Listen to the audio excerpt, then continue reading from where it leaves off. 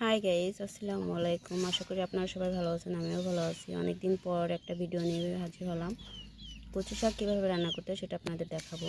আমি প্রথমে কচু শাকটা এভাবে কেটে নিয়েছি, তারপর ছোট ছোট করে এভাবে কেটে এবং ধুয়ে রেখে দিয়েছি। কচু শাকের মধ্যে দিয়ে দেবো আমি চিংড়ি মাছ। চিংড়ি মাছটা আগে থেকে ভেজে রেখে দিয়েছি। চুলায় কড়াইতে আমি একটুখানি পানি দিয়ে দিই, তারপর কিছুটা লবণ আমি ছেড়ে দিলাম, কিছুটা পেঁয়াজ, কাঁচামরিচ, আমি সবগুলো দিয়ে দিয়েছি। আমি এখন ভালো মতো সিদ্ধ করে নেব, তারপর আমি কচু শাকটা এর মধ্যে ছেড়ে দেব। কেটে রাখা এই শাকগুলো সব আমি এখন কড়াইতে দিয়ে দিব। আমার পেঁয়াজ এবং মরিচ সিদ্ধ হয়ে গেছে। এই যে দেখুন, পেঁয়াজ এবং মরিচ সিদ্ধ হয়ে গেছে। এখন কচু শাকটা ছেড়ে দেবো এভাবে, কারণ আগে থেকে একটু পানি দিয়ে দিয়েছি এই কারণে, কারণ কচু শাক এভাবে সিদ্ধ হবে না, আর সিদ্ধ হলেও বেশ একটা মজা হবে না। এই জন্য আমি হালকা একটু পানি দিয়ে দিই। আমি কড়াইতে সব কচু শাক দিয়ে দিয়েছি। ভাবতে পারি না এত কচু শাক রান্না করব। কচু শাক এভাবে কমে যায়, একটুখানি হয়ে যাবে, এই জন্য একটু বেশি করে দিয়ে দিয়েছি। আর কচু শাকে আছে অনেক ভিটামিন এবং ভিটামিন সি, এই জন্য আমরা কচু শাক রান্না করতেছি খাওয়ার জন্যই।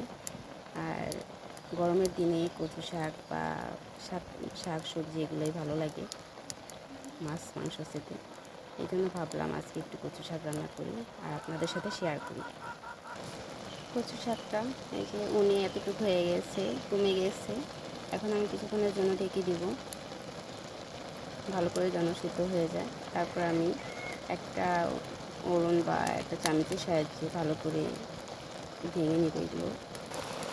আমি এটা দিয়ে সুন্দরভাবে এভাবে নেড়ে চেড়ে তুলব, ভালো মতো এভাবে টুকরো করে নেব। আপনারা ওইভাবে করে নিন।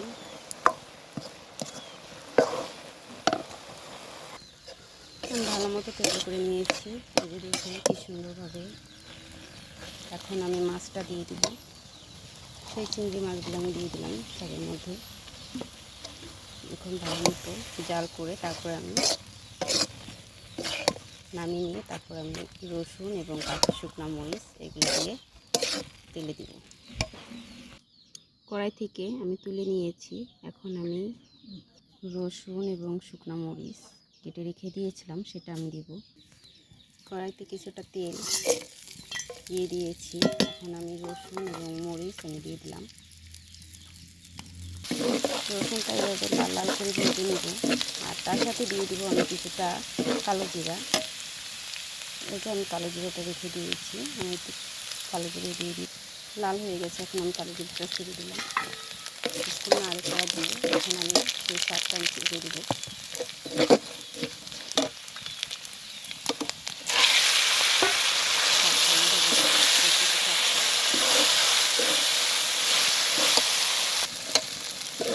আপনারা ভাবতে পারেন কচু শাক রান্না করা অনেক কষ্টকর, কিন্তু না, মোটেও না। আমি যেভাবে রান্না করলাম আপনারা সেভাবে রান্না করেন, একদমই কোনো কষ্টই না।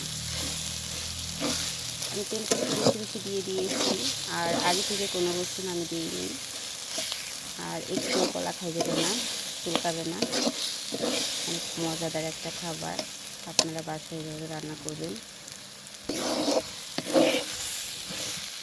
এইভাবে ভালো করে এখন একটু জাল দিয়ে নেব,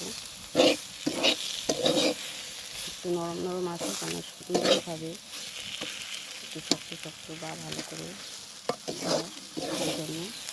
তারপর আমি নামিয়ে নেব। হয়ে গেছে আমার কচু শাকের ভিডিও, আমার রান্না করা হয়ে গেছে কচু শাক। ভিডিওটা কেমন লাগলো লাইক এবং কমেন্ট করবেন, আর আমার চ্যানেলটি সাবস্ক্রাইব করে রাখবেন। আল্লাহ হাফেজ,